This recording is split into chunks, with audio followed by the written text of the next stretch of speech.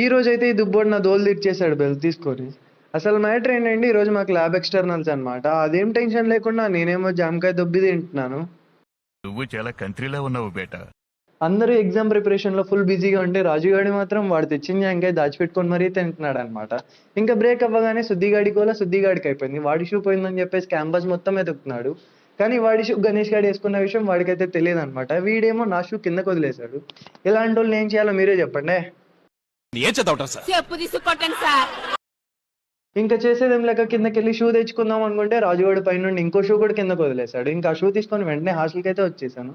ఇంక ఇక్కడికి రాగానే దుబ్బోడికి దోలు తీర్చేశాను నేనైతే. అదేంటంటే తాగుతున్నట్టు కాఫీని పక్కన పెట్టేసి మరీ లవర్ ఫోన్ చేసిందని బయటకు వెళ్ళిపోయాడు. ఇంకా తిన్నగా నేనుంటానా, రూమ్ లో ఉన్న ఉప్పు పప్పు అన్ని మిక్స్ చేశాను టేస్ట్ బాగా రావడానికి. చేసుకో, క్యాబేజ్ చేసుకో. తిను, తినాలరా, తిను తిను. ఇదిగో అప్పుడు నలిపేస్తాను, అది కూడా తిను.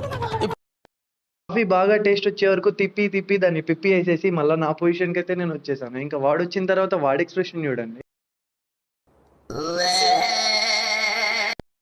దుబ్బోడికి దోలు తీరిపోయింది అనమాట. అంత మంచి టేస్ట్ చేశాక వాడైతే ఎక్స్పోజ్ చేయలేకపోతున్నాడు ఎలా ఉందని చెప్పేసి.